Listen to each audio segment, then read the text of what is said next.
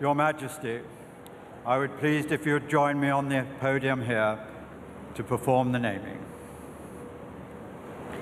I name the ship Queen Mary II. May God bless her and all who sail in her.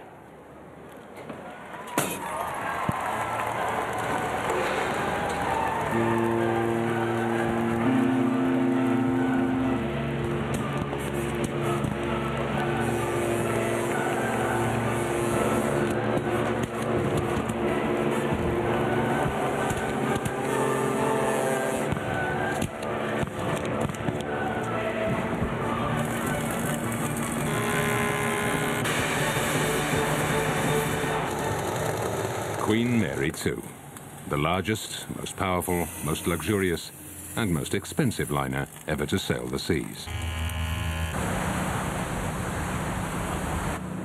345 meters long, 72 meters high, 150,000 tons of steel, 2,500 kilometers of cables, 1,500 crew members, 2,000 bathrooms, 1,310 cabins, built for 2,500 passengers. In terms of sheer numbers, this mega liner for the 21st century dwarfs all its predecessors. And numbers are a major part of the hype. From the first sketches, Queen Mary II was designed to be a legend. Built to make regular crossings between Southampton and New York, she marks the beginning of a new era in transatlantic travel. Everything started from a line, just like this. And that line actually represents the length of the ship. And that's defined totally by the length of the turning basin at Southampton docks, because you can't have the ship longer than the space in the turning basin, and also the piers in New York. And QM2 is a traditional transatlantic liner with a traditional shape, very much like a pyramid. And this height is very important because we have to get under the Verrazano Narrows Bridge. And it's that dimension that actually finalised the height of the ship. New York has always been the destination of ocean liners making the journey from the old world to the new. A journey first undertaken by Samuel Cunard's Britannia in 1840. Today, taking nearly a week to travel the distance an aeroplane covers in 6 hours seems a trifle indulgent. So why choose the sea route when flying is so much quicker?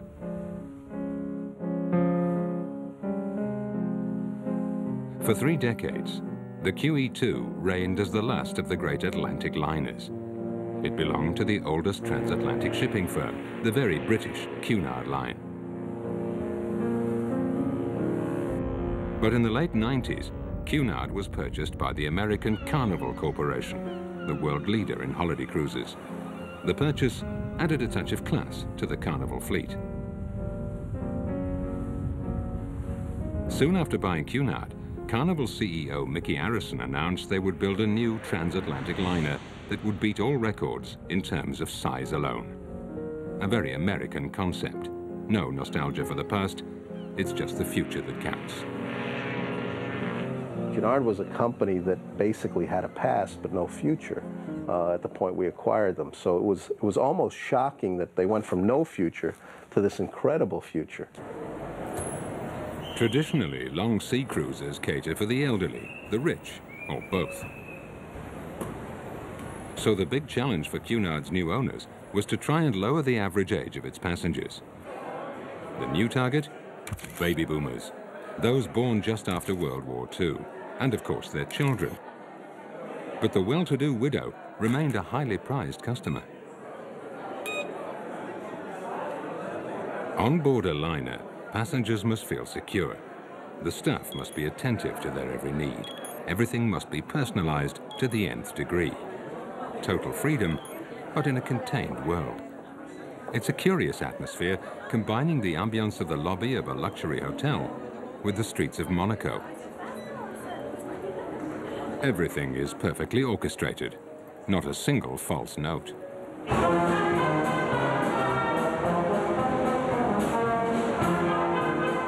Southampton this evening, New York in 6 days.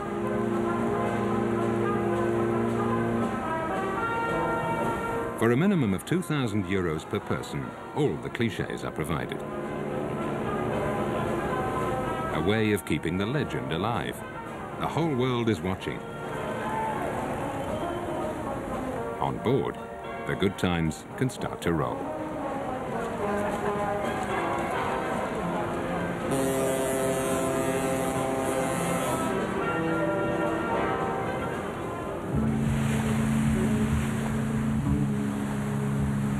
The liner is quite a different ship to a cruise ship because it has purpose. It has to go from one place to another, and for that she needs the strength, the power and the shape to be able to cross in very bad weather.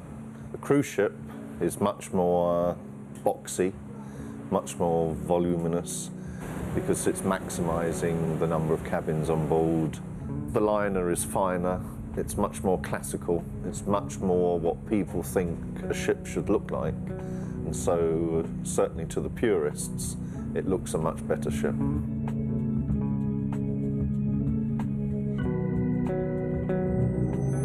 The first presentation they made to us was really to explain to us the differences between liner and cruise ship. Some of which was quite shocking to us. Because we'd been building cruise ships all these years, we hadn't focused on what it really means to build a liner. And from there on, it became a great idea, but a very challenging design process, because to some degree, everything we learned building cruise ships had to go out the window, and we had to start from scratch. To build his liner, Mickey Arison chose a group of French engineers. It was the first time a Cunard ship would be built outside the UK. Over 80,000 plans and drawings were made in the Chantier de l'Atlantique shipyard in Saint-Nazaire, France. The goal was to build Queen Mary II in record time. Barely 3 years, as opposed to 6 for the first Queen Mary. Everything about the Queen Mary II is big. From one end to the other, she's as long as 39 London buses placed end to end, or the length of 3 football pitches. Below decks, the turbines generate enough power to light a city of 200,000 people. Queen Mary II is also the prototype for the global liner. American money for a British company, constructed by the French with an international workforce. English engines built in Finland, and so the list goes on. Nothing was left to chance. Every little detail was meticulously dealt with. Boundary layer of the air. This was the most pre-designed project that I've ever been involved with. I think any time you're dealing with a prototype, there's always issues and surprises, but you really never know until you have the physical structure in place. Now it becomes a function of starting to see the spaces in their real form, although the ship was only 35% steel completed. There's 2 levels of seating on almost 4 deck levels of height.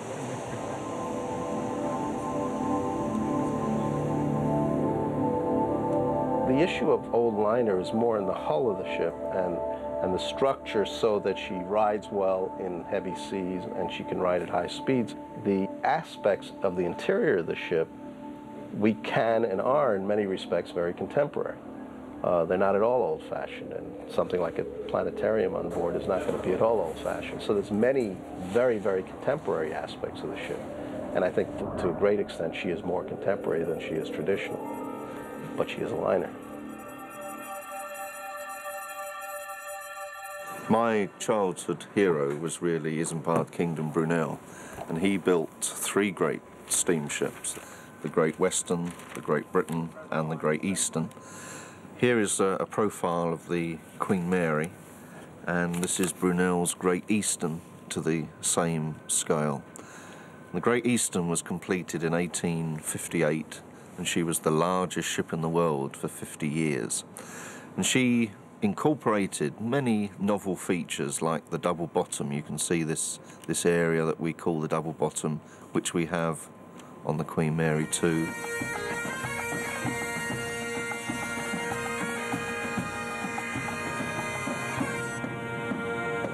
I will now ask Captain Warwick to instruct the laying of this section of the keel. Thank you very much for this honour, and as I like giving orders, I'm very happy to oblige. So to the crane driver, I say, this is Captain Warwick speaking. Please lay the first section of my new ship. With the ceremonial laying of the first section, construction of the new vessel was underway. Over the next 9 months, 98 such sections would be added to create Queen Mary II. We laid the keel of the Queen Mary II down on July the 4th, and by the end of February the following year, 6-7 months later, 50,000 tons of steel had been placed in the dock, welded together, and the ship structurally complete.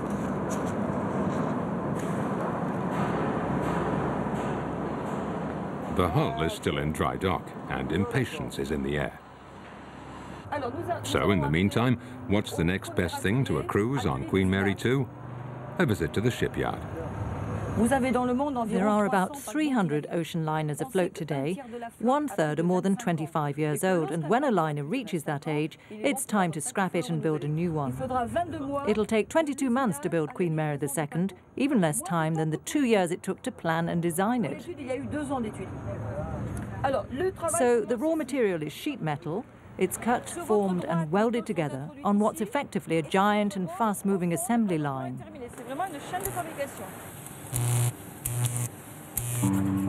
This assembly line technique made it possible to drastically reduce the overall amount of construction time and to minimize the costs.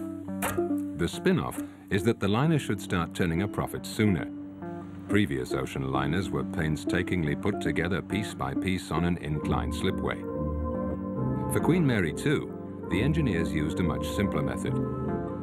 Small 500 to 600 ton sections were prefabricated and then assembled like pieces of a Lego toy. A little larger and just a bit heavier. These sections, many complete with networks of piping, electrical cabling and ventilators, were then welded together. All that remained was to add the paint, curtains and carpeting.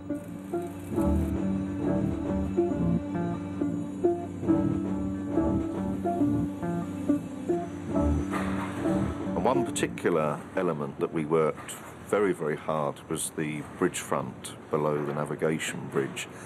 And this is really loosely based on the original Queen Mary. And you can see this is the forward superstructure, and it's actually built up of ever-decreasing radii, this forward end. And we can show that also on this Queen Mary model. And you can see this forward superstructure area. And what we did, we took that basic concept and we plated it in to produce this tremendous conical shape that was a real headache for the shipyard to actually come to grips with and actually build. But that's been successfully completed now. A giant Meccano set, a mammoth Lego structure.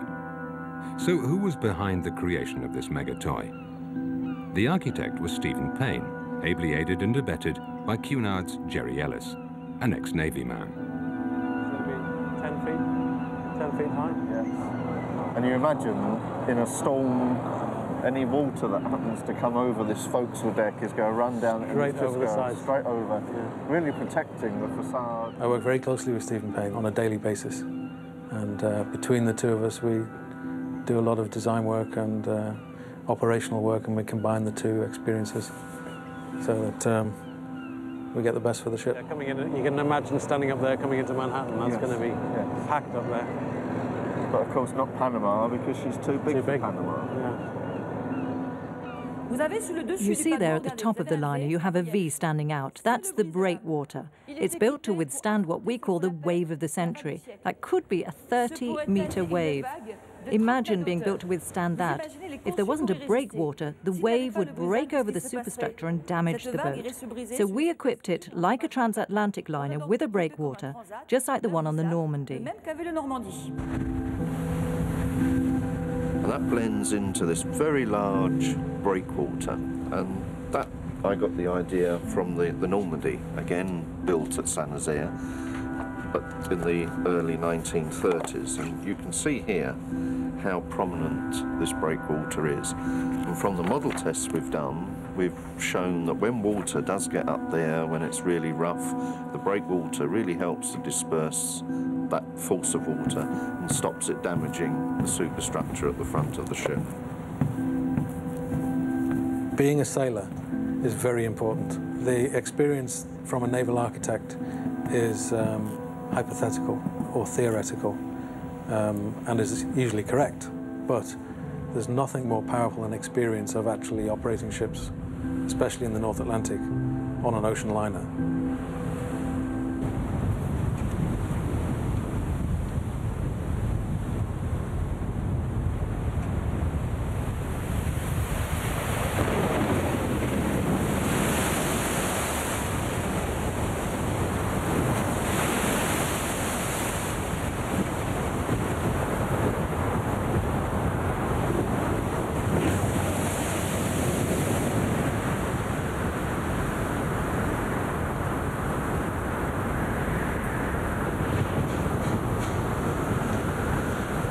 Fantastic view.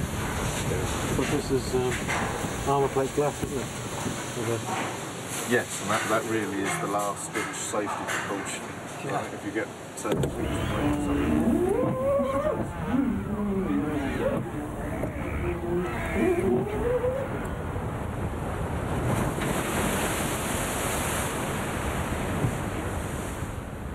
Like its successor, the Queen Elizabeth II proudly sports the red and black funnel, which is the Cunard trademark of quality.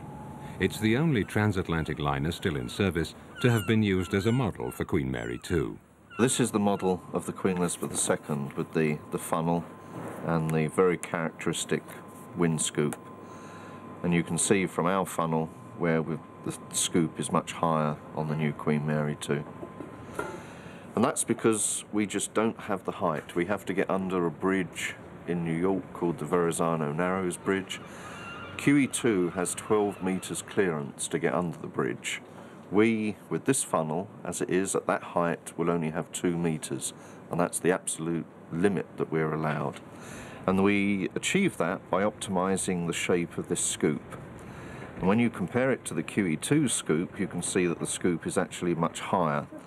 And this forces the wind up into the scoop and then up and mingling with the smoke so that the smoke will disperse before it has the chance to fall back down onto the deck. Okay, je vais sur l'arrière.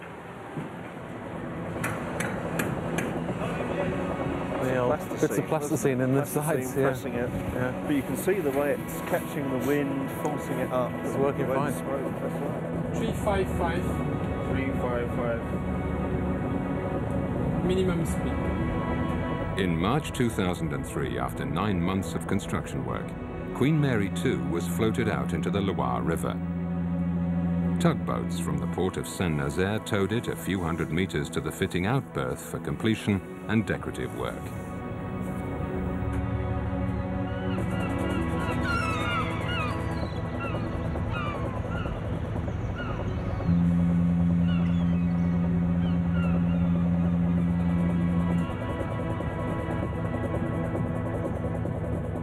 Queen Mary II has a state-of-the-art propulsion system. It's the first liner to be equipped with 2 fixed engines and 2 that can rotate 360 degrees. These 4 engines both propel and steer the ship, doing away with the need for rudders. With these main engines and 3 powerful bow thrusters, the liner can usually maneuver itself without the help of tugs. But as with any prototype, it's a leap in the dark if anything goes wrong. And the amazing thing is that each one of these pods, 4 of them, they weigh 350 tons each with all their equipment, and that's more than the weight of a jumbo jet aeroplane, each one. And these electric motors, supplied with electricity from the diesel engines and the gas turbines, will enable Queen Mary II to sail at speeds of up to 29.5 knots. See the way the forward part of the ship really comes away. Let's have a look at the thrusters here. Let's have a look. Stephen Payne and myself, we disagreed on the look of a Q for the name of the ship. I liked the idea of a more modern Q, but we got the more traditional one, which looks much better in my opinion now. Well, that lettering, that's the same lettering on the original Queen Mary, isn't it? It's yes. Sheila Song.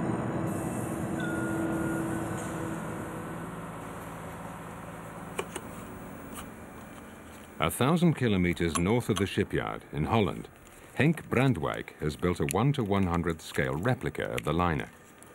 This original work of art will also take to the seas, splendidly displayed in one of the liner's 14 bars. The French shipyard employed 10,000 workers. Henk worked entirely on his own, so making this model took him almost as much time as it took to make the real thing. He knows every nook and cranny on the liner. In his own way, he's made Queen Mary II his ship as well.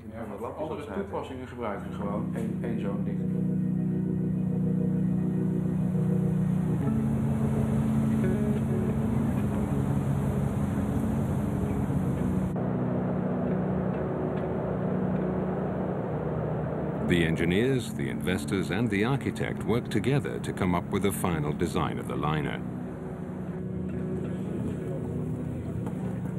Queen Mary II cost a total of $800 million and is supposed to start turning a profit in 5 years.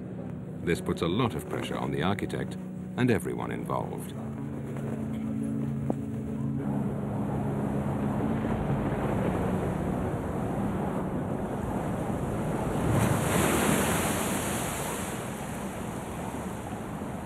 But money is one thing, good taste is another.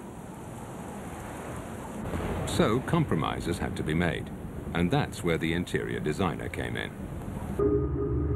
The interior starts when you walk through that big steel door. The steel door is the exterior, keeps you safe from the weather, and then you come into the public spaces, the whole of the inside of the ships. When we were first briefed by Cunard for the Queen Mary II, the thing that they said to us quite categorically is she is a transatlantic liner. We then said, are you going to be cruising with? No, she is a liner. That is the first and foremost thing. And then the next name that came out was Queen Mary. That was the project title. And with that as a point of reference, it just naturally led to the fact, let's look at the original Queen Mary. When you go to see the original Queen Mary in Long Beach, you can see sort of richness of material on the ship. They used a lot of woods and veneers. I think she was very famous at the time for having 58 different veneers from the Commonwealth. It was a big feature. So we wanted to maintain that level of quality of material. However, the Queen Mary's of the time was very heavy and dark veneers. So people are now want more lighter, brighter, airy spaces. We didn't want to do a pastiche of the Queen Mary. What we had to do was look at her and say, what was good about the original Queen Mary? What are the things that set her apart at the time? And try and go for those similar influences, but update them and make them more modern. When the ship's completed, you'll be able to look through the central lobby right forward to the main lounge ahead, and from here, right aft, through the doors, into the dining room, giving this huge suite of public rooms.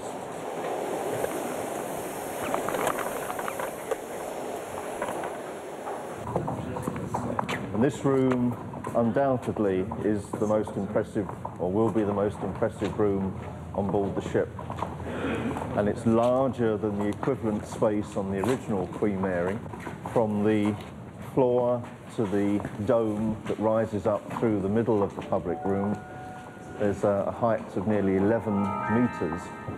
We close the doors today at 2 o'clock, so we want to be out of here by 3 o'clock at the latest. You go over, you assist, and we get the room set up and ready so we can leave. Is that clear? Enjoy your lunch.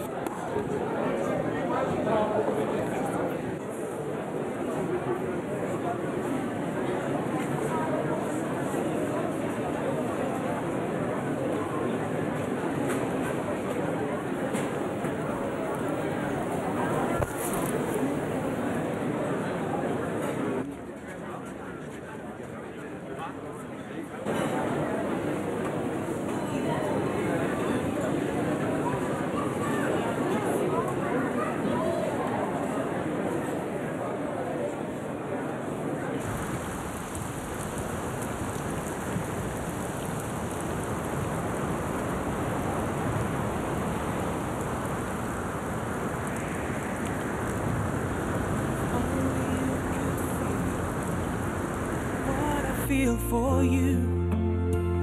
I would be in heaven, I would be with you. If only you love me the way that I love you. All my fears.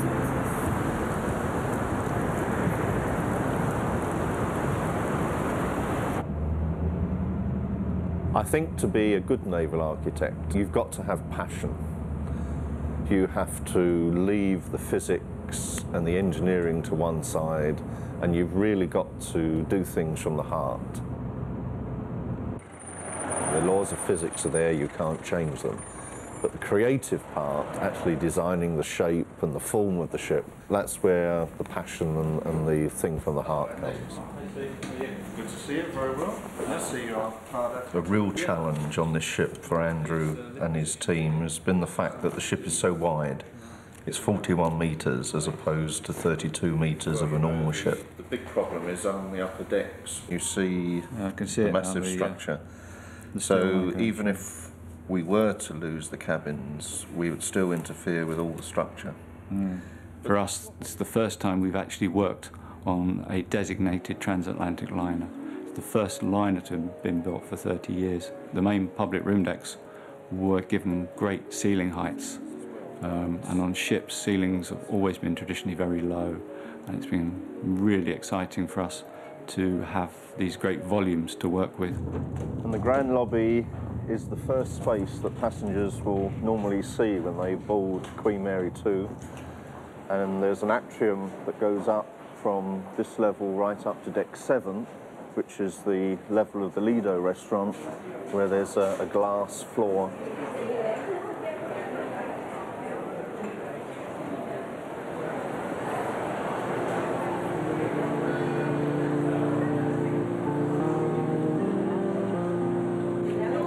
One idea that we've worked very closely with Stephen Payne is this idea of a central walkway that runs through the core of the ship.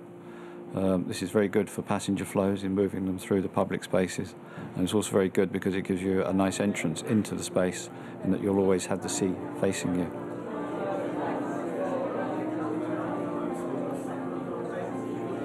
Once we've set our design, we don't hand it over to anybody else. Once the designer come up with his idea, they do the design presentation, they do the colour boards, they do the visual idea, then they take those things once they've been approved by the owner and they do the detail package drawings for it. So it's all coming out the one hand. There is always adaptation of the original idea because of building constraints, because of time constraints, because of cost constraints. Good. Yeah. We're just having a look at the lighting. When you combine the thickness of the hull with the machinery and the loss of volume from the shape, you could be talking about an extra 40% cost for having the liner.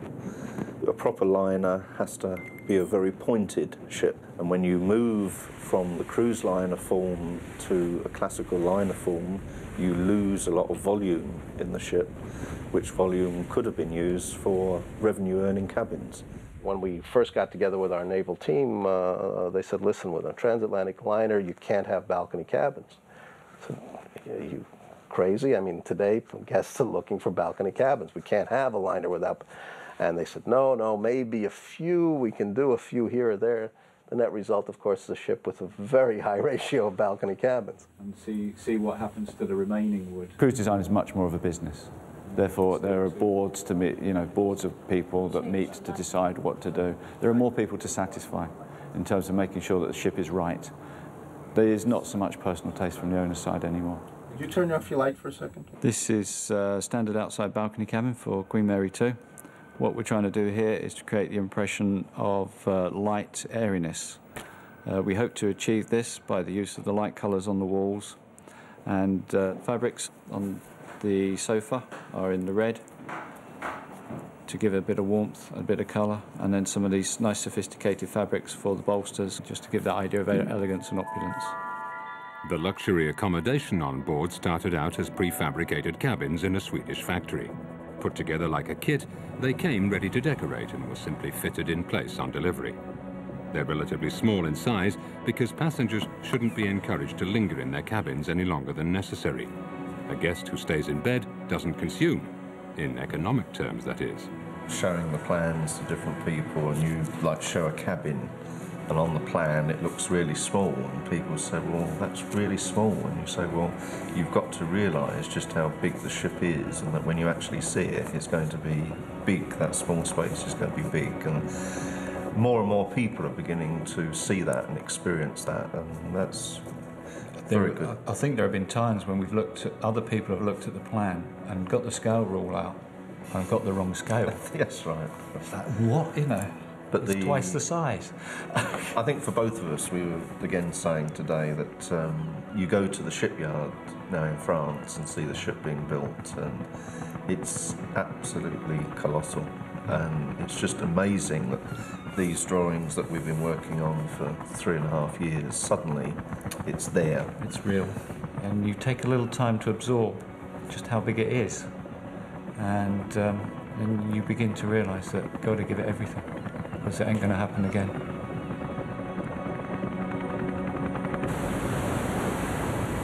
The ship that we have now is 95% the same as the very first plan that I drew out.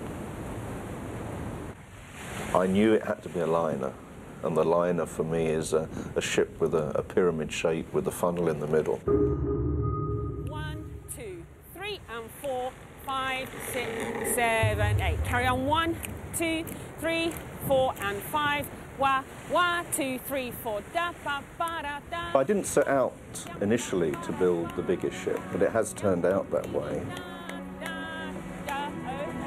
Relax now and come out of the sun for a minute.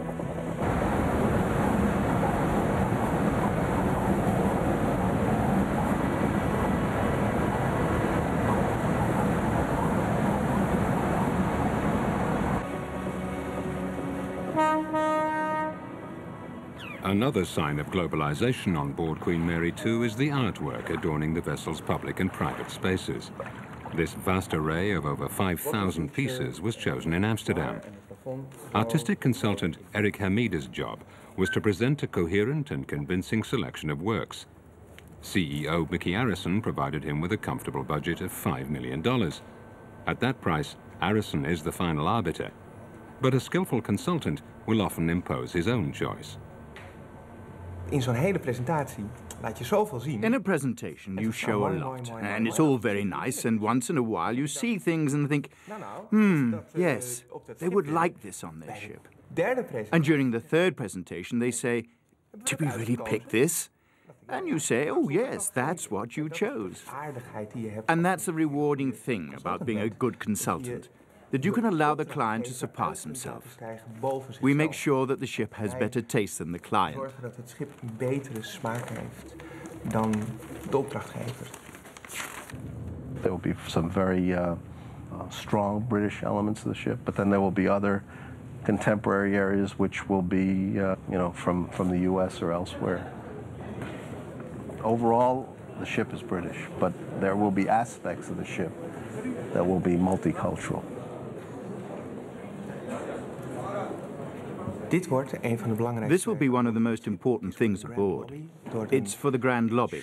Bronze relief measuring 7.6 meters by 7.6 by a Scottish artist called John McKenna. It's based on a work that was on board the first Queen Mary. And here too you can see that it's not really Art Deco, that it's not 1920s, but when you see it finished, it will remind you of that period.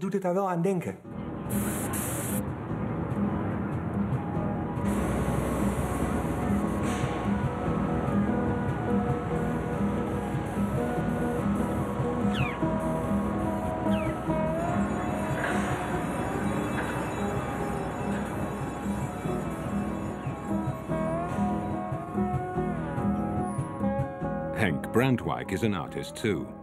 His model is an exact replica of the original in every detail. It will be displayed behind the bar in one of the liner's lounges. No one will ever see it in its entirety, but that doesn't bother Henk. For him, what counts is a job well done. Even the unseen must exist.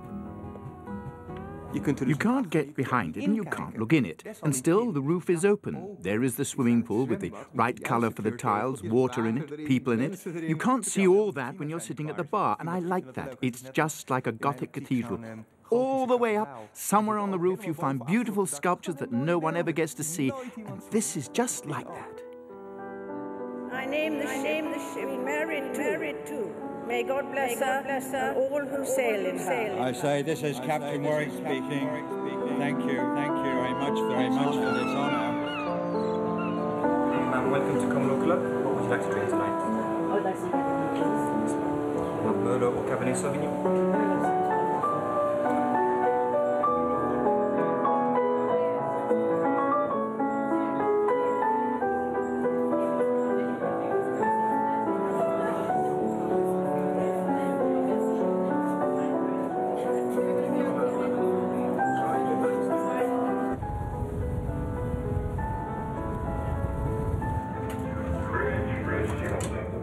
Everyone has his or her own idea of the ship, from the pilot to the passengers, the engineer to the chambermaids, from the upper decks to the hold. You can seem to own the liner just by looking at it. In the wake of the legend comes the dream. 1 and 2. Softly, tiam, pam, diddly, diddly, diddly, diddly. 1, 2 and 3, 4. 1 and 2 and 3, 4. Slow it down a little bit. Tiam, pam, pam, pam, dee, da, ho.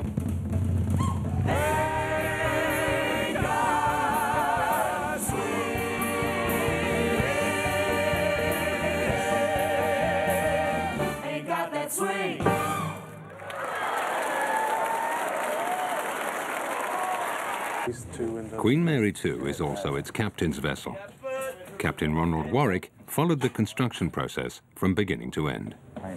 When I was in the shipyard before the final delivery, I personally was very concerned. I just couldn't believe that they would finish the ship on time. Towards the end, things happened very quickly when the protection of the floors and the walls came down and you could start seeing the fabric of the ship. The commander, second only to God on board, doesn't miss a trick. For him, the comfort and safety of all is paramount. Do you think we could put a window in there? Just a window, you know, then you get the light in there as well. Check with Xavier about putting a window in the captain's bedroom out to the day room. Spond Records present a reggae extravaganza starring Florida, a few months before the date set for the maiden voyage. Captain Warwick and his officers go back to school. Piloting a liner with innovative high-tech propulsion and navigation systems means learning some new ropes. At the Star Center, they practice navigating Queen Mary II on a simulator. The engine technology, steering without a rudder, the sheer size of the liner. There's a lot to take in or relearn, especially as the captain is old school, a man brought up on a helm, rudder, and ship's telegraph. But he's also a man who keeps up with the times. Ronald Warwick passes with flying colours. If the simulator shows that the ship doesn't steer very well, we can't go back to the shipyard and say it doesn't steer very well, because it's only a theoretical, it's only mathematical. We're observing the actions or the reaction the ship has to the various conditions and compare them with a real-life scenario. If we saw on the trials that the ship didn't steer very well, then that would be a different matter.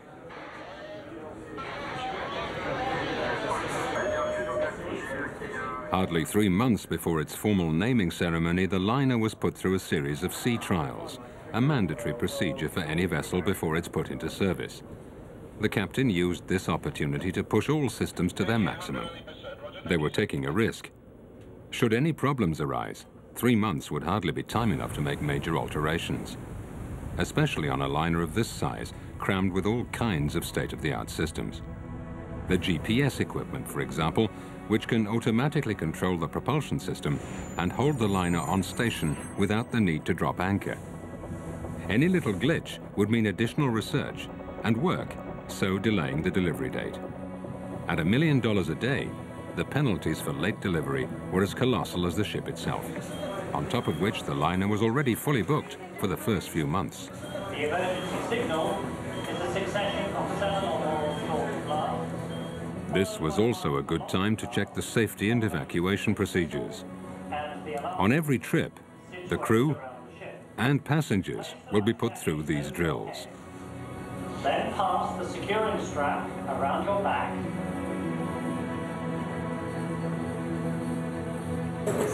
This is where you would come if at any time during the voyage you hear the emergency signal. This drill is to let everyone know what to do in the case of an emergency. This ship has exceeded all my expectations. When I put my hand on the levers for the first time and they did everything that I wanted to do, you know, I was really very happy.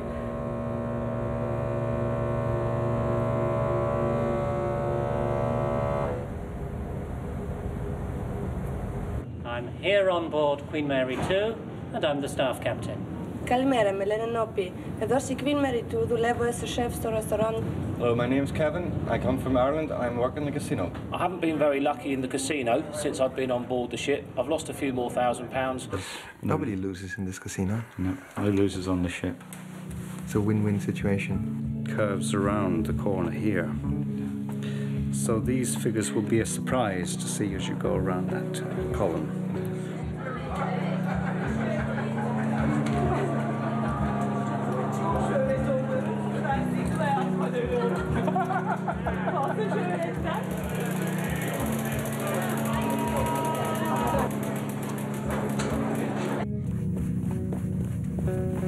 On the staircase, what was needed was some kind of delicious still lives to kind of get people's palate ready for the restaurant. I've always loved painting.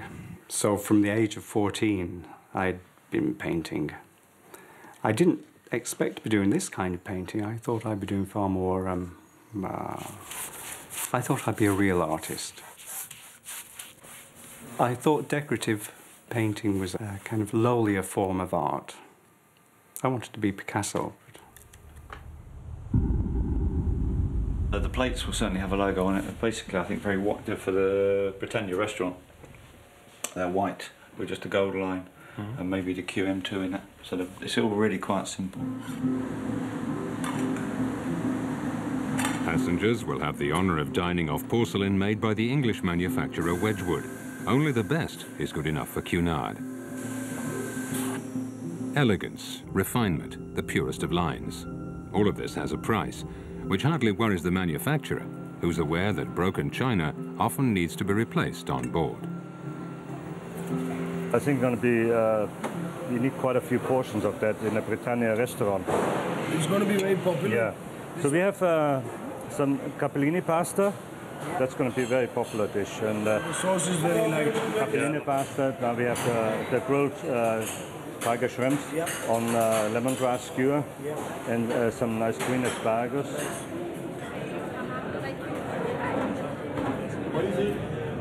The kitchens are usually situated in the most stable section of the ship.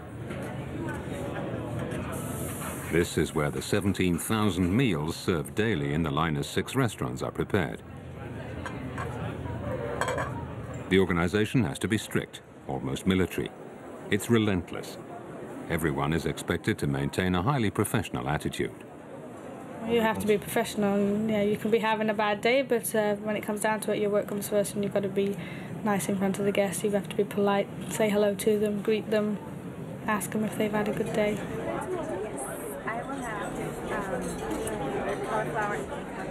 It took me 2 months to get used to working at sea, just because of the different hours, travelling, working 3 shifts, 3, 4 shifts a day. You have to get used to your cabin mate. You have to learn to adjust to be with everybody else. Hello. As my main entree, I'll have the lemon and shrimp, please. Madame your melon. Welcome.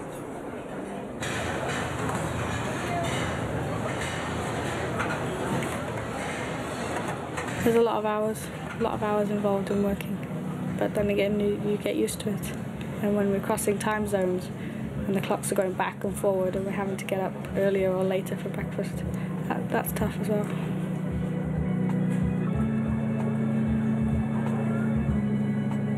I don't see myself working on ships forever and probably move shoreside to start up my own business shoreside. It'd be a family restaurant, turn into a resort hotel area. Probably Cayman Islands, somewhere like that. Somewhere different, somewhere exotic.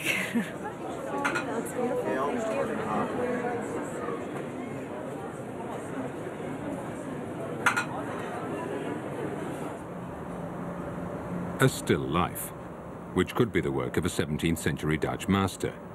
But it was painted by a contemporary artist, Ian Kearney, who was told to keep things fairly neutral so as not to shock restaurant goers on their way to dinner. Concessions were made to American Puritanism. The Art Deco was redecorated. In a way, it's art that isn't really art. The art of compromise, perhaps, for the art consultant must navigate between the work of art and the work of decorating.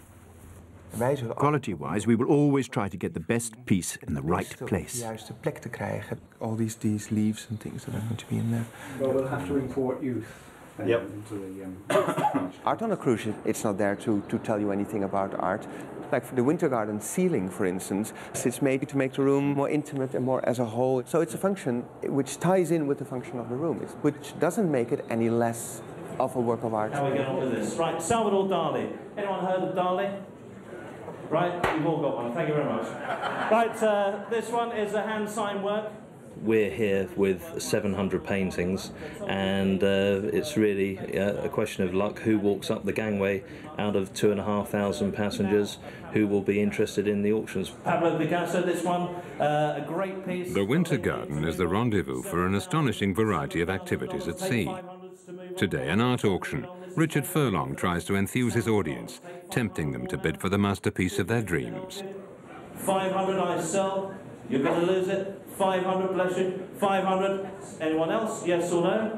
5,000. Congratulations, man. Give her a round of applause. Did you have a biggest number? We have everything in the gallery. Is really sort of a master's collection. The Salvador Dalis, the Picassos, the Rembrandts, Renoirs. We have a 1981 original Chagall painting, and that is very, very rare to find on a ship. It's really something that ought to be hanging in a museum. I'd just like to dedicate this next moment, whether I sell this or not, to the memory of my grandfather, who was the band leader on the maiden voyage of the old Queen Mary in 1936. You always get someone who's in the middle of the auction, and perhaps the husband is walking by with a glass of champagne or something, and he's in a world of his own, and then they start waving to them in the middle of the auction. And so just for fun, I bring the gavel down and say, Picasso sold, thank you very much, and they look all shocked. I say, no, not really. 500, you've started, at least we've started, I don't mind. You're sure? Sold 15,000. Thank you very much. Give them a round. I get attached to paintings but for about an hour, and then as soon as they're in the auction and they're sold, then, as we say in England, God save the Queen, goodbye.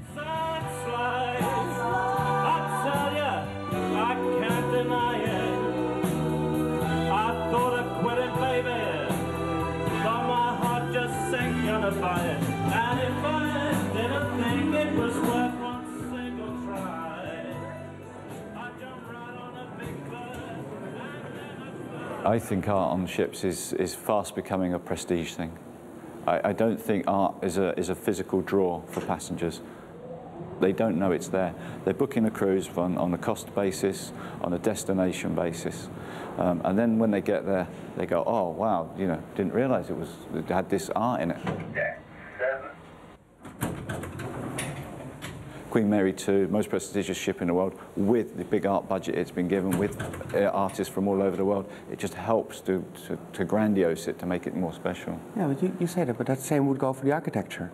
I mean, people don't book a cruise because there's such a wonderful architecture inside. The majority don't. I totally agree with you. Once they get in, they should be either overwhelmed or lifted, or they should love it, or whatever thing they... So there, the ship needs its architecture. And then the architecture needs the artworks, because like if you look at the statues, you know, this space would be lovely, but the statues add so much to it. Bring it to life, that it's, like we say, the icing on the cake. Yeah, it's fine, thanks. Thank you, that'll do. I'm Margaret Carr, I'm from Jersey, Channel Islands. I came on here because I watched the maiden voyage of the first Queen Mary. I'm Jonathan Harvey from Gloucester, Massachusetts, and I acknowledge this great naval architect and the strange and mysterious sea which has brought us all together. O God, we thank you for the support and protection that you have extended to Her Majesty. We ask that your presence remain with her and pray that you will give her the will and health to lead our nation for years to come. As is our tradition, we'll now end the service by singing the Sailor's Hymn, which is number 11 on the sheet.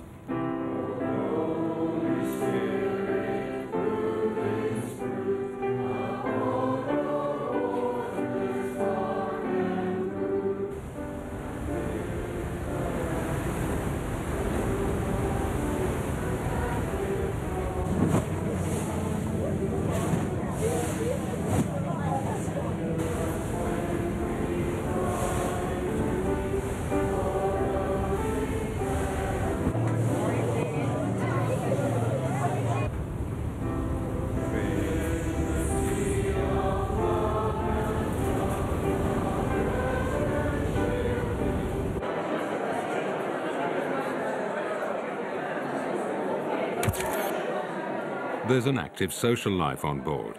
After dusk, the ship turns into a grand theatre, the place to be for fun and entertainment, where couples, families and singles intermingle.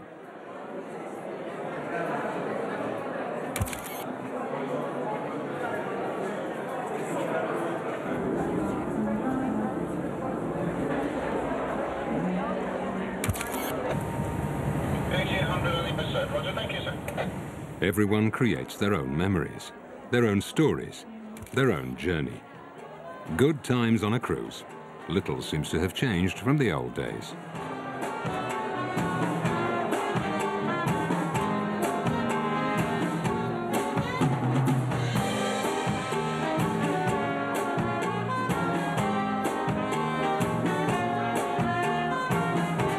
Looking good. Looking great, actually. Look forward, take 2 deep breaths this time. Same place, but next morning. While the old world sleeps, modern America is up and running. Californian New Age has made its way on board. It's now the inner voyage that takes over. And then on to your sits. Good afternoon, Canyon Ranch Health Spa. This is Kamala. How can I help you? I'm a massage therapist, and my specialty is Eastern massage, body work. When I'm giving a treatment, I receive so much. There's an exchange of energy. And sometimes it's beyond me.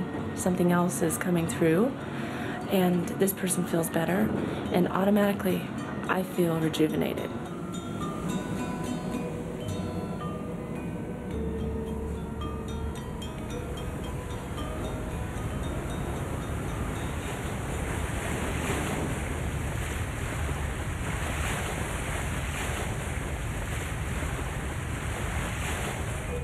Reach up, and now with the right hand. Unfortunately, at the moment, most of our clientele are the elite who have a lot of money.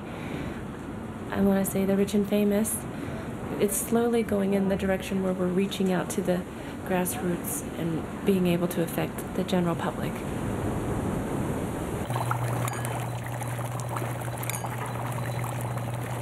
Soon, everyone will be able to say, I've done that. Bring your hands. I've been really lucky because my body has adapted well to the ship life, to the movement of the ship in the water. I believe that, you know, life is not about the destination, it's about the journey. Yeah, enjoying the process of getting to where you need to be every day. Every moment.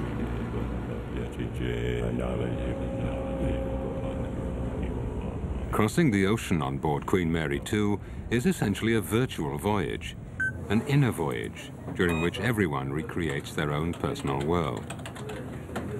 The trip is as much in one's mind as in reality.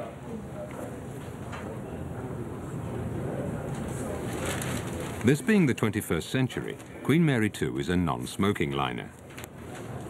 For tobacco diehards, however, the one exception is the Churchill Room, where the Harvey family congregate. The Harveys know what they want and can afford to pay for it. I'll have the Monte Cristo, the Cuban Monte Cristo.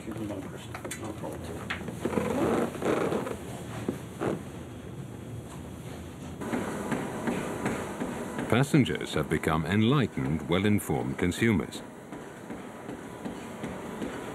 They must pay extra for many of the onboard activities. Having invested in this cruise, they want to get their money's worth. They tailor their trip to their desires and the depth of their pocket. We're all in the same boat, but we don't all do the same things. How's that, sir? It's a good cigar. Good. It's a good cigar. You should try it. Maybe one day. I'm from Southampton, England, and like John, I'm one of about 20 engineers on board Queen Mary 2. I'm the minister, not only for the passengers, but for all the people who work on board. I'm Caroline. This is my brother. I'm glad to be here with him and my parents. We've been fortunate that the children, as adult children, really enjoy spending time with us and going to exciting places with us. Because it's, you know, you're suffering here, having to, you know, the kids having to come together with their parents on the Queen Mary 2 and go across the Atlantic Ocean. You can imagine how difficult that would be for the average children. That continual walk around deck 7 with all of the people that you see, seeing the teak decks. You know, if there's anything that reminds you that you're at sea, it's seeing those teak decks with the black caulking.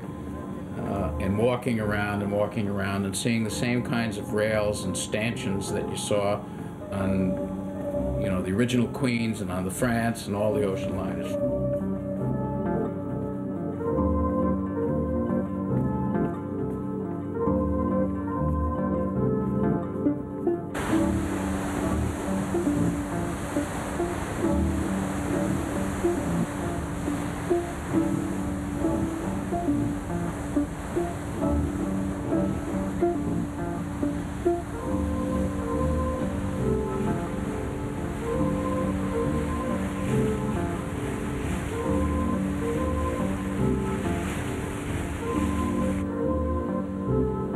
I think because we're on a ship, so we can't really go anywhere.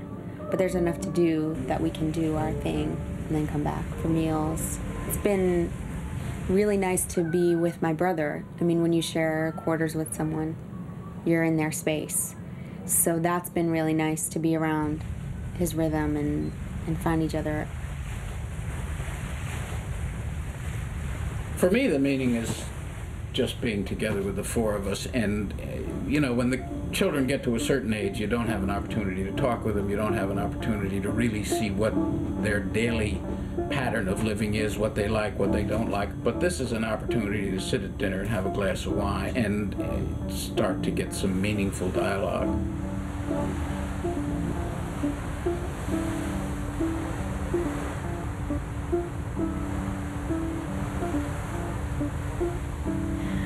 The Harveys. Well, I know they're very helpful people. Mr. Harvey. He's reading a book about Lord Nelson.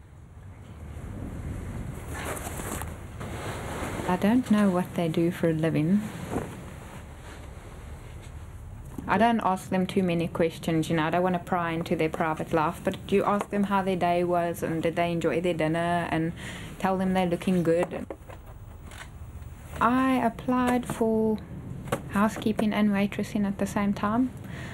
I came in with my eyes closed. So my very first interview I went for, they asked me I must name 10 different kinds of cheeses and the countries they come from, and the different kinds of teas and the countries they came from. And when they interviewed me about the housekeeping, they asked me how would I wash a mirror. In South Africa, I would wash it with water with spirits and newspaper. Hey, Beth. I think I want to own my own coffee shop or guest house or something. I want to be my own boss one day. When I have my own business one day, I may come back to the Queen Mary II as a passenger. If I come to Queen Mary II, I'll have to have the royal suite with a butler.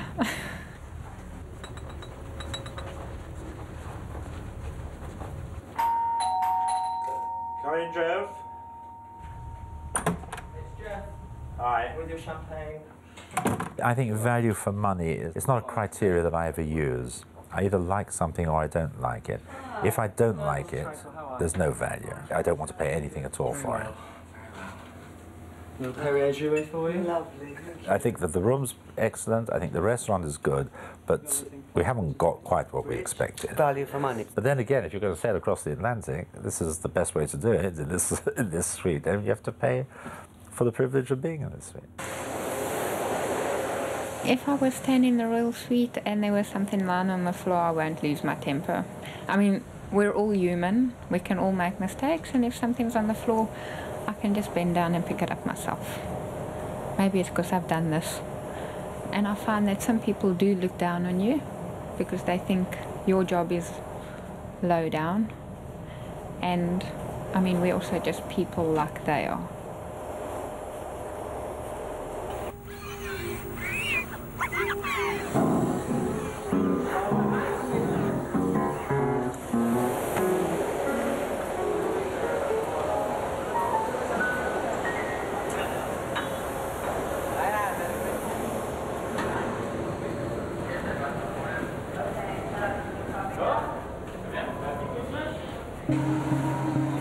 Queen Mary 2 is like a pyramid.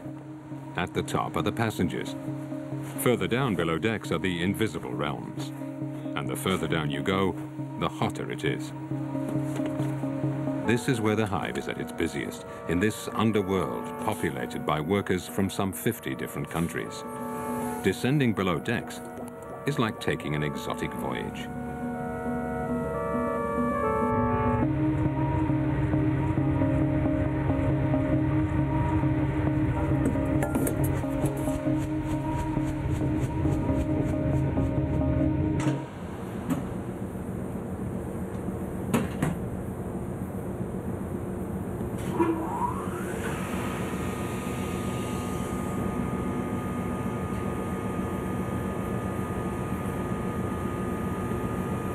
And we enjoy the bridge. We enjoy our afternoon bridge as well. And we like the casino too. We're not very good bridge players, but we do enjoy the game very much. Just for me, it's just a 14-day party with rest periods in between the partying. Now, by rest periods, you mean passing out? I don't have a drink before midday. Yeah. Use your body.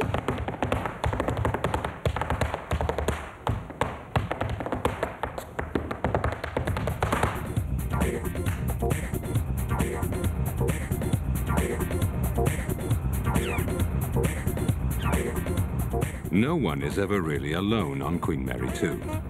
2,500 passengers and 1,500 crew members coexist side by side. Separate, yet necessarily united by the confines of this limited world.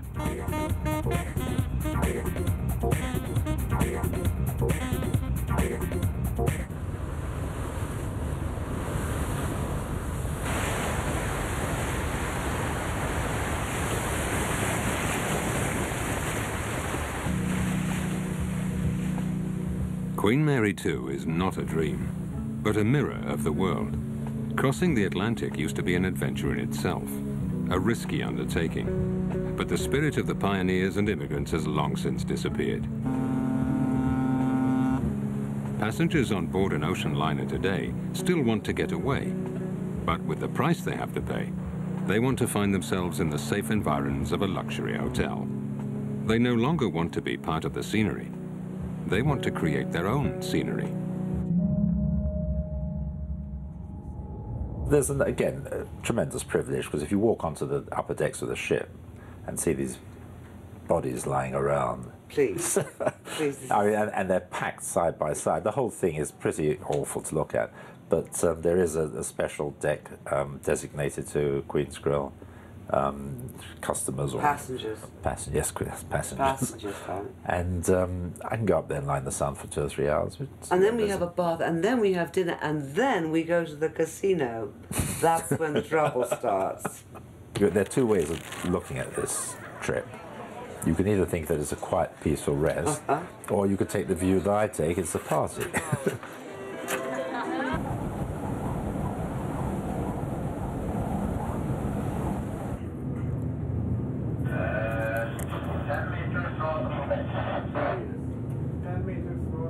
When maneuvering the ship, it doesn't feel too big, but when you leave your binoculars here and walk to the other side, and then remember that you've forgotten them, it's a really big bridge.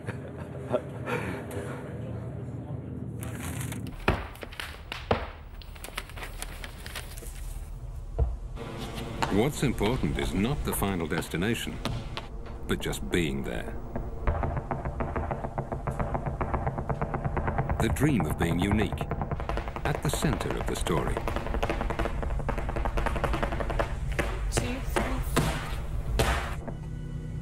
To be on the ship. To be the ship.